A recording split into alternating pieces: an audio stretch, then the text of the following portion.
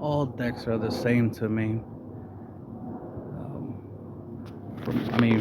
From my experience, something I notice that happens a lot online that I see is people, tend to point out certain matchups, right, certain decks, and they be talking about like, oh, how do you deal with this deck? How do you deal with that deck? And I've been asked that question recently. Um, how do, as a Hatchiac player, for example, how do I deal with cooler, the cooler deck? Obviously green cooler with the unisons, and to me, I just deal with it like I would deal with any deck. It's nothing special or unique, um, for me anyway. Especially since I've been playing a lot of unisons in a deck, right? Played multiple copies of unisons in a deck. Ever since unisons came out. Let's say unison's been out for 2 years. Okay, for 2 years I've been using a whole bunch of unisons in my deck, so I'm used to it. So it wouldn't it wouldn't be a surprise. It's not new to me. It's not like the only time unison's ever been a thing, especially multiple copies, was when these drip cool and the cooler green cooler deck came out, right? These decks are trying to focus heavily on unisons. Don't get me wrong. That is part of the strategy is to use a lot of unisons, but just the idea of using multiple unisons in a deck is nothing new. Not for me anyway. So I would deal with it the same way I would deal with anything. I'll make sure that my defense is good. I use floodgate negates, for example. Negates that not only work on battle cards but also work on unisons. If my point is bringing out a whole bunch of 20k unisons back to back, right, in a single turn, then obviously Violent Rays would be useful in that regards, right? Because of Violent Rays, ability, it can't hit unisons.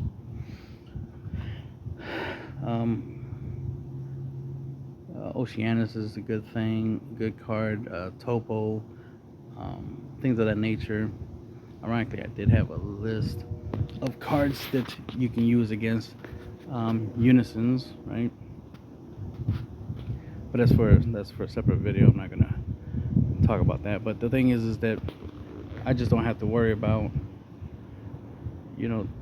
what my opponent's deck is gonna do per se, because it's the end. Okay, what I'm trying to say is, since every deck is pretty much the same, so I don't have to worry too much about anything too different or unique, because of the fact that it's like, okay, you're swinging with your leader, you play unison, you play some battle cards, and you're attacking. And the idea of having unisons and battle cards, right, and of course your leader, is so you can swing and deal damage. That's the main way you deal damage, is through those things, right? Through battle cards, unisons, and leaders, right?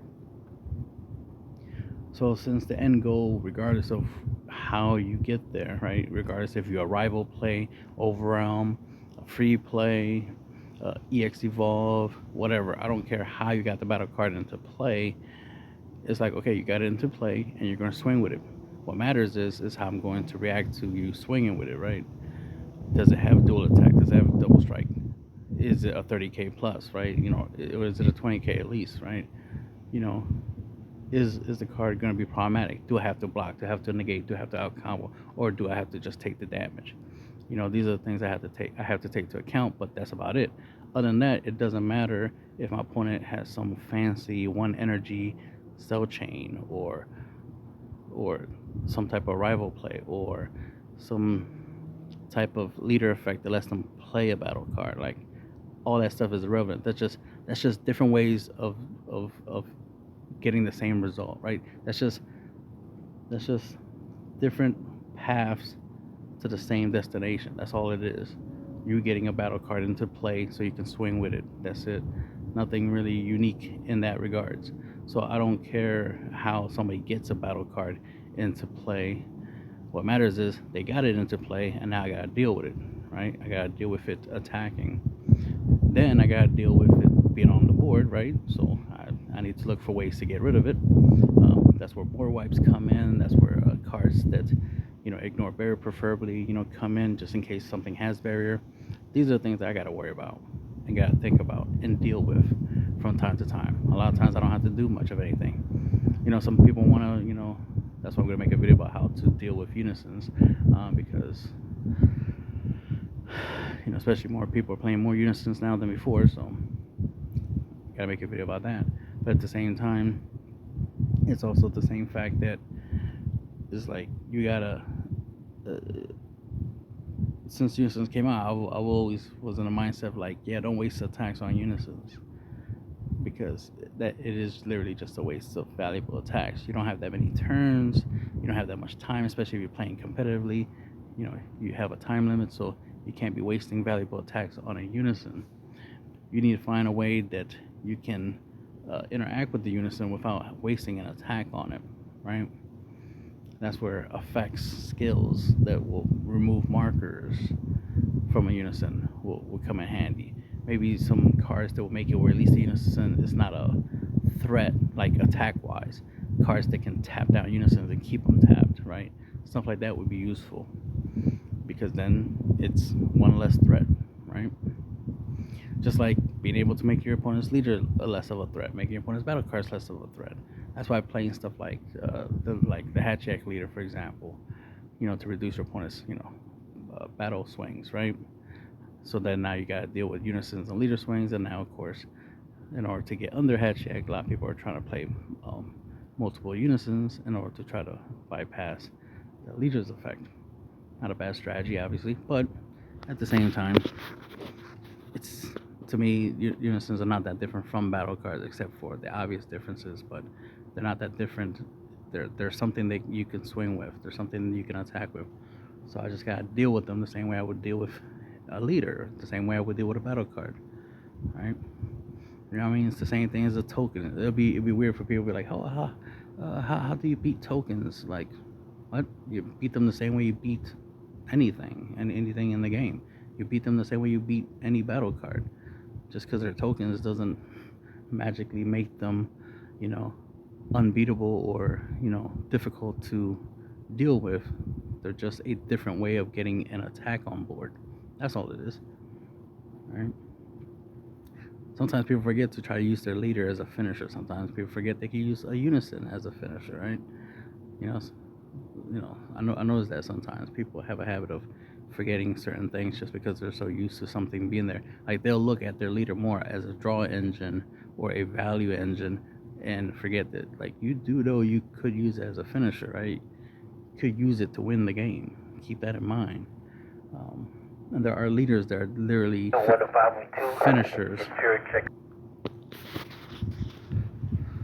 So to me, it doesn't matter if I'm going up against KP, right? King Piccolo, U7, King Cold, per se. I mean, it's more of a it's more of a field card heavy deck, so it's a little different, different enough, right? Where it's like, okay, this is a little different, but it's still not that big of a deal. Like, from my experience, and when I think about it, man, I've been playing for like about 5 years, right? It's like, not every deck feels the same to me. It's very rare for a deck to feel different to, like, when I'm playing against it, right? Because in reality, it's more about the play style. So if you're playing aggro, okay, every aggro deck is the same deck. I don't care how you aggro, as long as you're getting multiple attacks, you're just an aggro deck. So, like, for example, the cooler deck, right, with the unisons, that's an aggro deck. I mean, even the drip coup deck, that's an aggro deck. That's it. It's just an aggro deck. I don't care if they're using unisons to go aggro. It's still aggro. That's all it is, just aggro. Just a whole bunch of attacks, and I just gotta deal with it the same way I would deal with any aggro deck, right?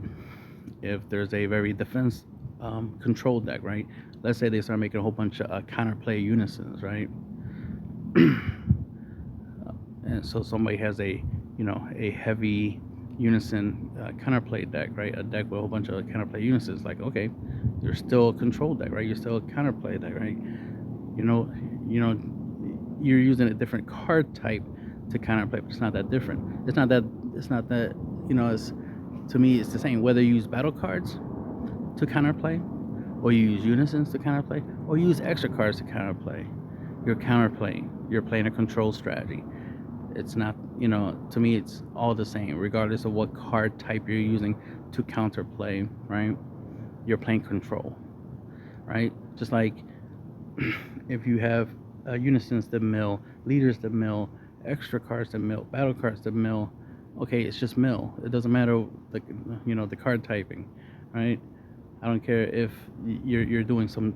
Oh, that'd be cool if they do that. Some swap engine that mills, so every time you swap into something, your opponent mills. That'd be cute. We'll see that in the near future, right? That'd be cute to see a swap engine. Imagine like an evolved chain where your opponent is milling, right? Like a Janemba chain, right?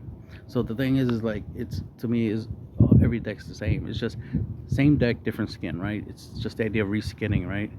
How many different versions of the Flappy Bird game has ever been created? You know what I mean? Like, it's still Flappy Birds, even if it's Flappy Fish or Flappy Turkey. Like, it's still Flappy Bird, right? It's still copied off of one specific idea. So it's like, a hand control deck is a hand control deck, regardless of it's a green deck or a blue deck or a black deck, right? A mill deck is a mill deck, regardless of the color, right? Regardless if it's Cooler Mill or Janemba Mill, or it's Sin Shenron Black Leader, right? Mill or whatever. Android 18 Mill, right? It's all about coming up with a strategy, right? A play style that you want to use, and then how you get there is what matters, right? If you're playing aggro, you're playing control, you're playing mid range, right? You're playing mill, you're playing burn.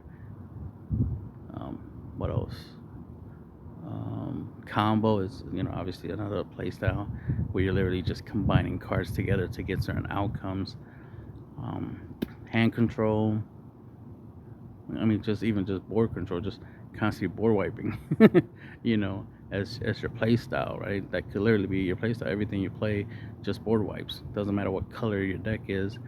You're board wiping, right? So that's why it's just always funny to hear people like talk about like, oh, what will you do against this deck? What will you do against that deck? How you beat this deck? How you beat that deck? Is like the same way you beat any deck. You beat your opponent, not you beat the game, right? You beat your opponent. You don't waste time trying to beat somebody's deck. You don't waste time trying to stop them from turning the tides, or try to have a card or some type of strategy to outplay turning the tides. You just beat your opponent before they even get to play the card. That's how. That's my solution to, a lot of these decks, is to beat the deck before the deck can beat you, right? The only way you can lose is if you let your opponent win. The only way you can win, or the most common way, obviously, you can win, is if you choose to win by you playing a strategy that gets you the W. You got to have a win con. That's the most common way you're going to win, is with a win con. So make sure you have a win con that is truly a win con. Don't grab, just a random cool looking battle card, or for example, and be like, oh, this is my win con. It's like, are you sure? Better make sure it is. Make sure that when you play and you use it, it does win you the game, because then it's not really a win con. But yeah, it always cracks me up, the idea of, it's like, what do you think about this deck? Is this a good deck? Is that a bad deck? And this, that, and third, and people trying to compare, like, oh, this is the best deck in the format. It's like, wait, that aggro deck is the best deck in the format? Okay. You do know it's just an aggro deck. It's not the best deck in the format in the regards of like the leader or the color or whatever specific battle cards in the deck. It's like, no, it's just an aggro deck, and aggro has always been good in any card game, especially when the whole idea is to deal a lot of, is to deal your opponent damage. Aggro is, the most common way you can deal the most amount of damage in a short period of time. So aggro obviously will always be viable at some point in time. So that's why it's just funny to be like, oh, do you think this deck is good in this format? You think this deck is good in the format? It's like, well, yeah, it's aggro. Obviously, it is. Um, you know, when it comes, the real question is, what is the best deck or best strategy for winning the game in the shortest period of time? Obviously, aggro would be one of those. Um, a combo strategy, some type of strategy they can deal your opponent 8 damage in one turn, preferably before turn 4, would be an ideal. So like a turn 4, 8 damage combo would be, an ideal strategy, right? Would be something you'll want to find and work with. That's what would matter way more than the character of your leader, or some new, evolve chain or something. Like, it's like all that stuff is cool and fun, and it's nice aesthetically.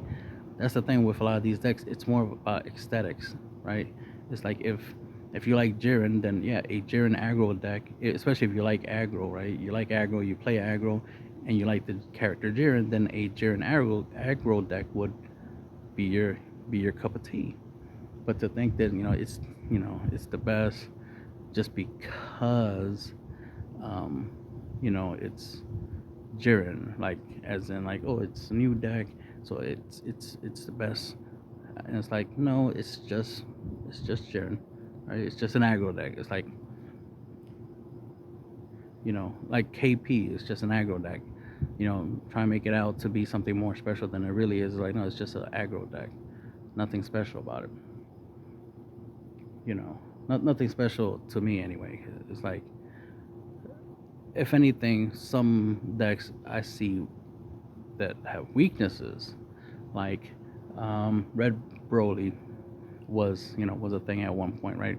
And that was an aggro deck, right? And it was decent, turn. It had the potential for a turn 2 kill, so it was nice. It was a nice aggro deck, but you had to take a lot of life in order to try to get the most out of the deck, which was a weakness, which makes it fair.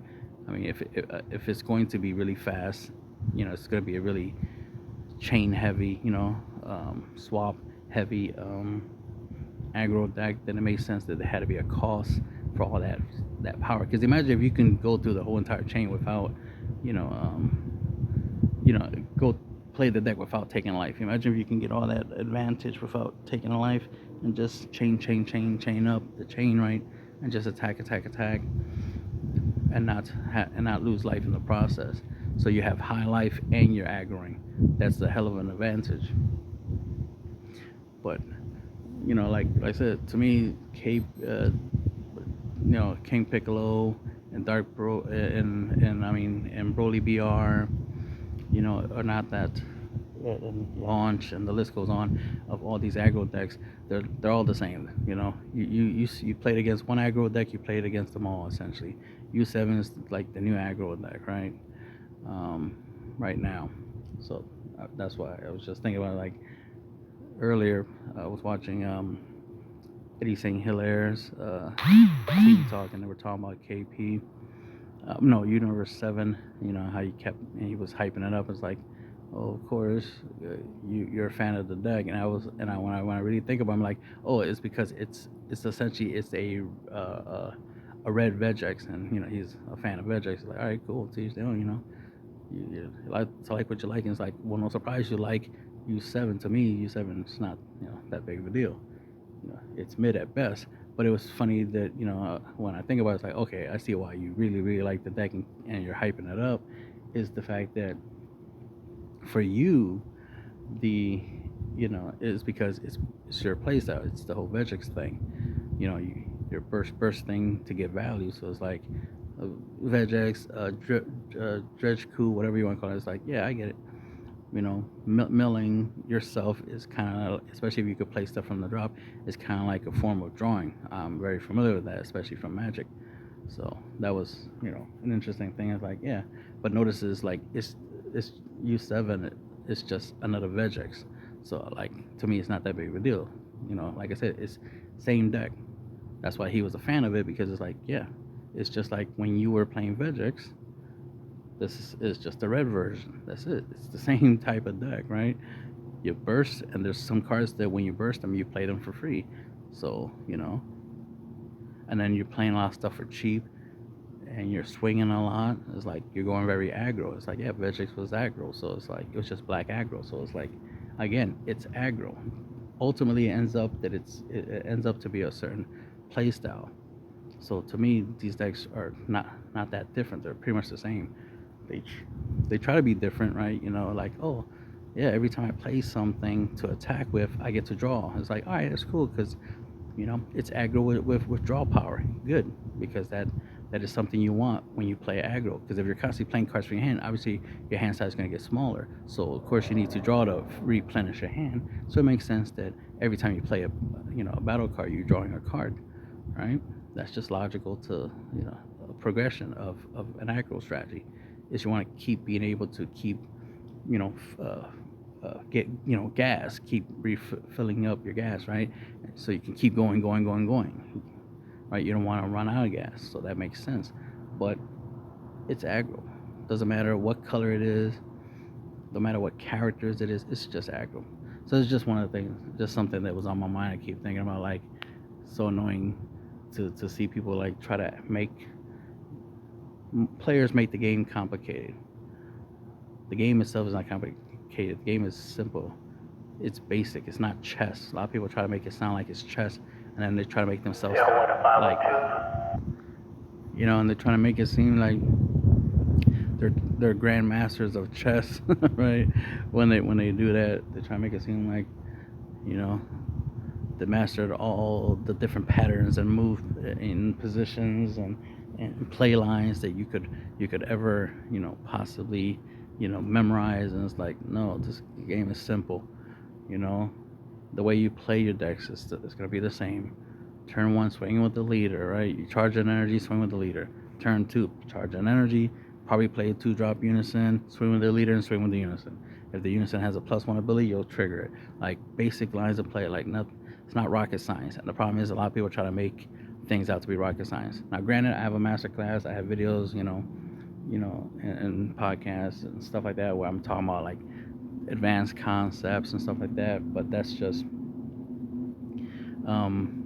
because of the understanding that the game is simple, and I'm able to articulate it in a way where it's like, yes, the first 4 damage is the easiest, next 2 require a little effort, last 2 is the hardest. This is an observation from playing the game. The funny thing is, the last 2 damage gets a little bit easier to do, right? Because I always say the last 2 is the hardest, but it gets easier if you can manage a way to reduce your opponent's hand size, the ability for them to block or negate. And block and negate is not too hard to do. We have ways to make it where our opponent can't block and opponent can't negate, but comboing, right, your opponent's ability to combo is still a factor. And if they have a huge hand size, it's even harder, to get your attacks to go through because they can always out combo. So the idea is to mitigate that, which is why my current play style, the cards that I'm looking into and playing are cards like Zeno,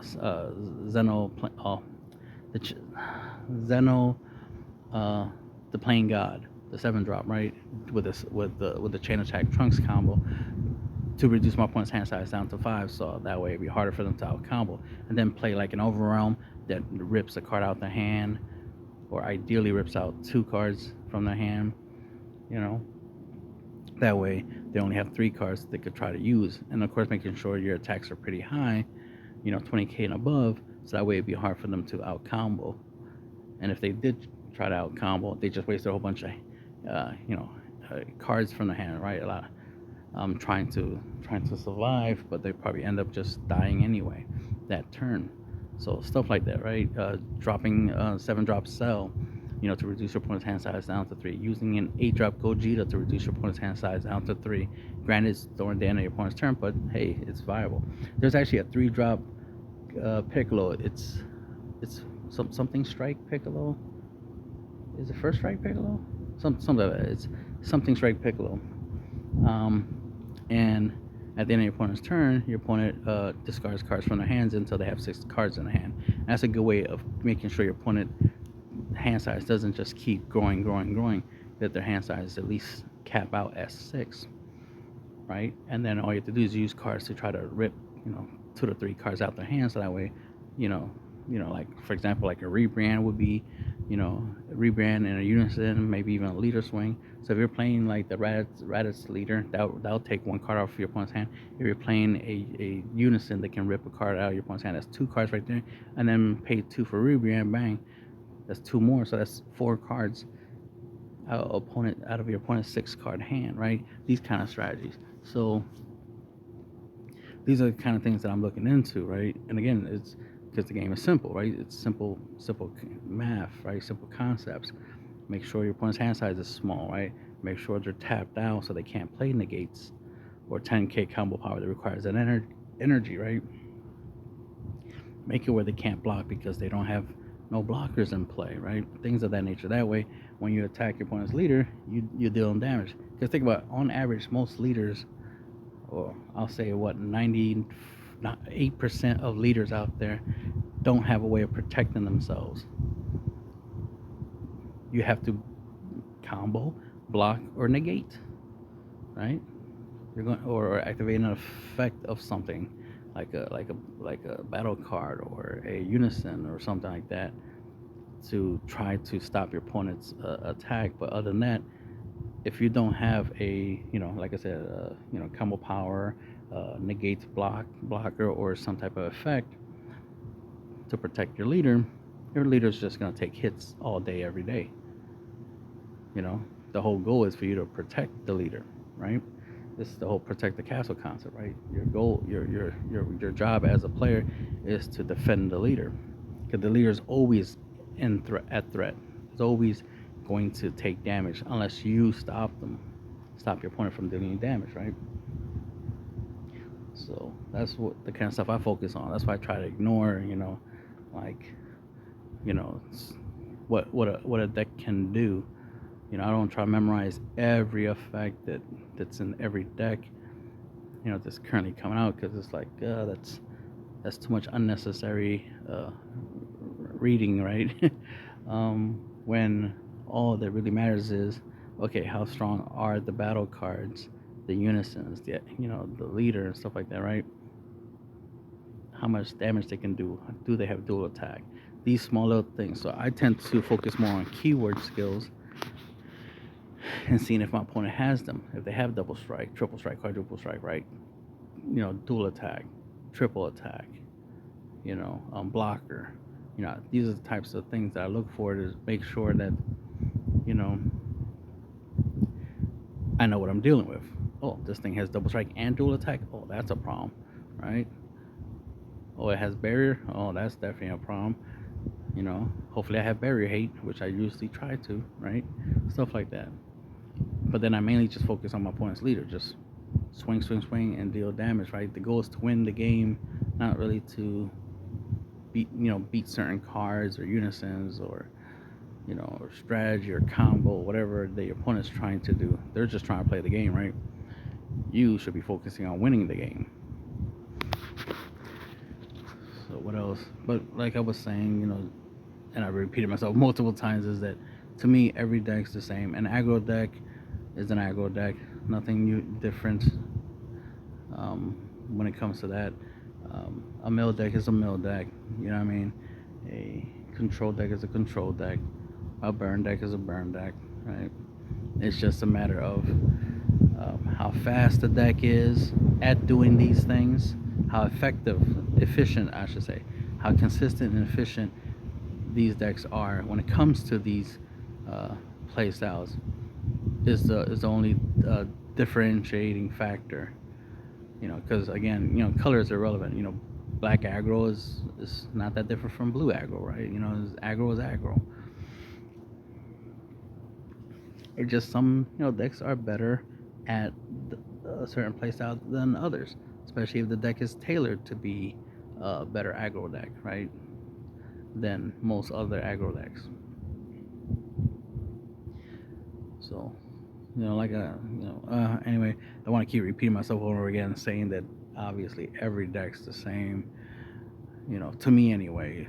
Other people might see it differently, but to me every deck's the same. So I I deal with them the same way. I beat them the same way. You know, that's the end of the video.